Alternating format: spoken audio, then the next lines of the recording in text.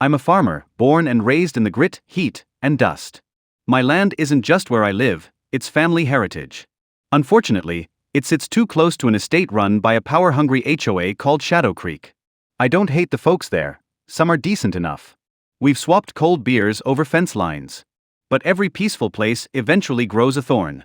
This one's name is Grace. HOA president. Clipboard in hand. Rulebook devotee. Personality drier than last year's hay. I just finished a brutal 12-hour day, hauling feed, fixing my tractor, chasing a goat that thought freedom was a good idea, when I pulled into my driveway and there she was. Grace. Standing at my gate like she owned the dirt it was buried in. Welcome to Prodigy Tales.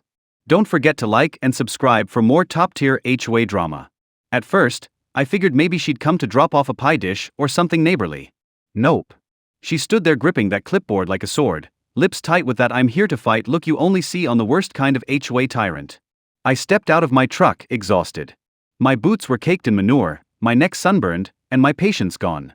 Evening, I said, wiping sweat off my brow. She didn't even smile. Mr. Bennett? She asked, glancing at her papers like I was on a watch list. That's me, I replied. I'm here on behalf of the Shadow Creek HOA board. We've received reports of unapproved commercial activity on this property, specifically, illegal Airbnb rentals. As president, I'm required to investigate. I blinked. Ma'am, this is a farm. No one's paying to vacation next to cow patties and chicken noise. She didn't budge. Community standards matter. If your property falls within the zoning buffer, we have the right to inspect. Your cabin was part of the original Shadow Creek boundary. That was nonsense, and she knew it. But she wanted in. I wasn't about to open the gate. Before we go further, drop a comment letting us know where you're watching from. Grace stood stiff, twitching like she couldn't believe someone dared tell her no.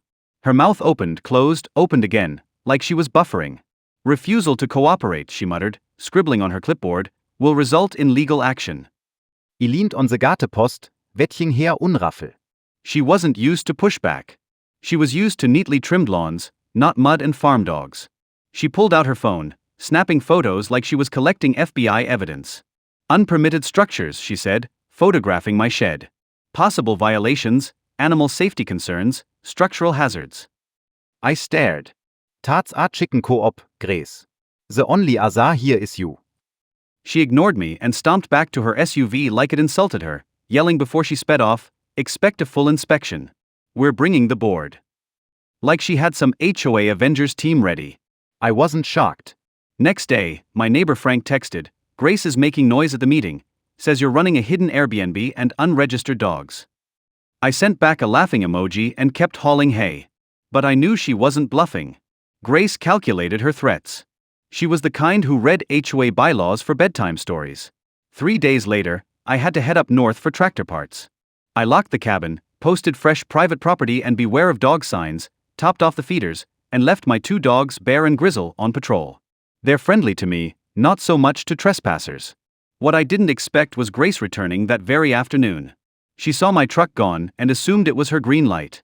No witnesses, no pushback, just her, a clipboard, and a dream of control. Problem is, she wasn't alone. I was halfway to my destination when my phone pinged. Motion sensors triggered at the east gate. I figured it was a deer, or maybe bear chasing squirrels. But when I opened the live feed, there she was. Grace. Purple Blause. Squeezing through my fence. Clipboard still in hand like a royal decree. My blood pressure spiked. She had trespassed, clear as daylight. She ducked under a security camera, heading toward the cabin, muttering like she was reciting HOA commandments. She didn't just ignore signs, she declared war on them. What she didn't know was that cameras weren't my only defense. Bear and Grizzle had been lazing under the porch.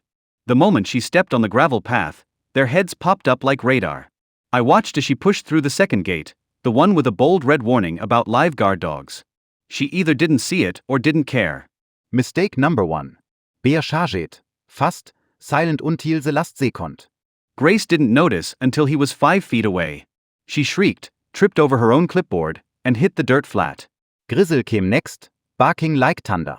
They didn't attack to injure, they're trained, but they weren't about to greet her with wagging tails.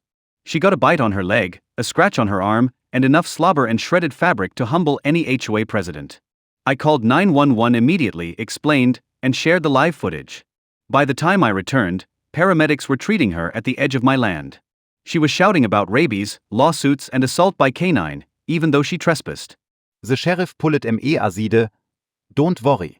We are evaluating. Grace, of course, pressed charges, claiming I set my dogs on her while she performed her neighborhood duties. She limped into court with crutches she didn't need, bandages for scratches already healed, and her trusty clipboard stuffed into her oversized purse. But what she didn't bring was jurisdiction. My land isn't in the HOA. It never was. Her zoning buffer was fiction. The judge saw the footage. Grace crossing private property signs, ignoring the beware of dogs gate, trespassing on camera. He didn't even let her lawyer finish before dismissing the case. I could have sued for trespass, defamation, attempted fraud. I could have drained her savings in legal fees. But I wanted something cleaner. So, I filed a restraining order. Grace is now legally banned from coming within 300 feet of my land, dogs, mailbox, fence, tractor, goats, and maybe my scarecrow. Because she got herself injured trespassing, she was also fined by the county for violating boundaries and misusing emergency services. The HOA, desperate to save face, temporarily removed her from the board. Word spricht fast. Someone leaked the video. It hit Facebook, TikTok, even the town newsletter under the headline, HOA Karen mauled by country justice. Peace returned to my farm.